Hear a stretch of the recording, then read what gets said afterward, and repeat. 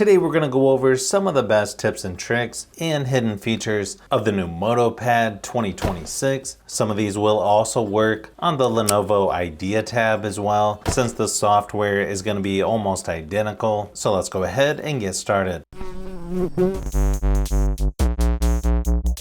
One thing that I finally figured out on here is you'll notice it always says no SIM card inserted. Probably the easiest way to fix it is go into settings where it says notifications and control center. You could turn on where it says hide silent notifications and status bar, and you'll see it goes away once you turn that on. I would also turn on where it says allow notification snoozing. You also have notification dot on app icon and enhanced notification as well. One of the first things I would do is go into settings under battery and turn on battery percentage. Just a little easier to see how much battery is left up here at the top. Currently I have 3-button navigation here at the bottom, but you can obviously change that in the settings by either searching for navigation. It also gives you the option to change the order of the buttons, or you can just switch it back to gesture navigation as well. You'll also want to make sure it has circle to search turned on, regardless of which one you have it on. That way when you tap and hold on the home button, you can circle anything on the screen and it's going to do a search to give you more information. One of the other first things that I would do on this tablet is to change what the power button does. If you go under general settings and quick gestures, all the way at the bottom it says press and hold power button. Currently if you hold and press it, the assistant comes up. But if you keep holding it, it goes right to the power off menu. Personally, I would probably turn that off so that it just goes directly to the power off menu without holding it quite as long. I feel like there's several ways to get to the assistant, but again, some of this is going to come down to personal preference. Another nice thing about this tablet is you have PC mode up here in the quick settings panel. You should see it right there. If for some reason you don't see that or you're looking for something else, you can just hit the little pencil and then hold and drag one of those and then just hold and drag it up and release. That way your shortcut is a little easier to get to. You'll also notice there's some extra settings for some of the shortcuts like Dolby Atmos. You have the option of music, movie, or dynamic. You can also tap on the screen brightness to choose dark theme, auto brightness, or eye protection mode. I think PC mode looks pretty similar to the classic Samsung DeX. All of your apps are there in the left-hand corner. Along the taskbar at the bottom, you get your navigation buttons, recent apps, then your shortcuts are down here on the right, along with notifications as well. Then to exit, you just tap on where all the apps are and choose Exit PC Mode. You will notice if you swipe left of the home screen, you've got Google Discover. If you tap and hold on the home screen, you'll see home settings, where if you don't use that very often, you could turn that off. It also has 2 different desktop styles. Personally, I like the drawer style, but you could also switch it to normal style, where everything goes on the home screen, similar to an iPad. You can also have it add the newly installed apps on the home screen there as well. Nice thing is there's several different ways to do split screen and floating windows. You'll notice when you have an app open down here on the taskbar, you could tap and drag to go into a floating window. If you drag it over to the side, it'll go into split screen mode. You can double tap there in the center to switch the sides, or you can just tap and drag it over to expand it all the way.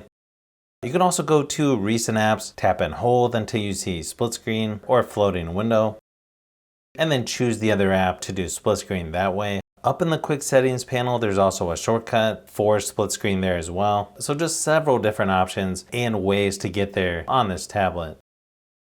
If for some reason you feel like the taskbar down at the bottom sort of gets in the way, or you just find that you're not using it that often, if you go into settings, under general settings, you'll see taskbar and you can just turn it off right there. Over here on the side, you've got some shortcuts where if you tap the 3 little dots, it gives you even more shortcuts. If you tap and hold, you can slide that up or down. You can even move it to the opposite side if you want to. Kind of similar with the little toolbox for the pen. You can tap and drag that to move it up or down. You can move it to the other side as well. If you tap on the little settings icon, if you want things a little more simplified and you're not always using that toolbox, you can even click on the little settings icon and turn off where it says Stylus Toolbox. Then it's not always in the way. To turn it back on, if you go into settings, under pen and keyboard, choose pen, tap on the Stylus Toolbox to turn it back on. It also has something on here called Smart Connect, or if you have a Windows PC or a Motorola phone, you can connect this to those devices to use your tablet as a second monitor, or you can drag and drop files between the devices as well. If you have a folder on the home screen, you can tap and hold and choose Enlarge Folder. That way it's easier to choose the apps in that folder. You can also change the size of the folder or reduce the folder back down to a smaller size as well. If you go into Settings, under Display, there's quite a few things in here that you'll probably want to change, like light or dark mode. You've got your adaptive brightness. Screen timeout, you'll probably want to change. I know it usually goes to sleep pretty quick, so I would probably move that up to at least a couple minutes, but obviously you'll have to try it out and see how much time works best for you. Another section you may want to check out is in Settings, under General Settings. You've got a lot of different stuff under quick gestures, like swipe up with 3 fingers to turn on multitasking, swipe left or right with 3 fingers to switch between tasks, press and hold with 3 fingers for a partial screenshot, double tap with 3 fingers for split screen, double tap to lock, double tap to power on the screen, lift to check tablet, and double press the power button to quickly open the camera. And then of course, if you go to About Tablet under Settings, it'll give you most of your tablet information like device name, model number, the processor, how much storage, that kind of stuff. But the main thing I would check is where it says System Update. You can tap on Check for Updates. It should do that automatically, but I still like to go in there every now and then just to see if there's an update to download. The other updates you may want to check periodically is when you go to the Play Store, tap on the user icon, manage apps and device.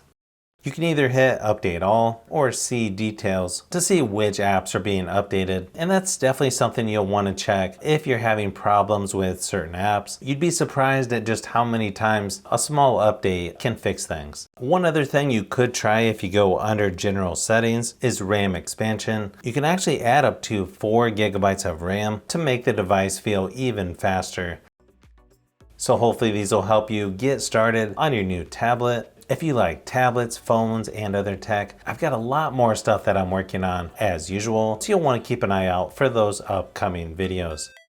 So if you've made it this far into the video, you may want to say thanks by subscribing, and don't forget to give a thumbs up if this video was helpful. This is Brian from Fishbee Productions. Thanks for watching, and I'll see you on the next one.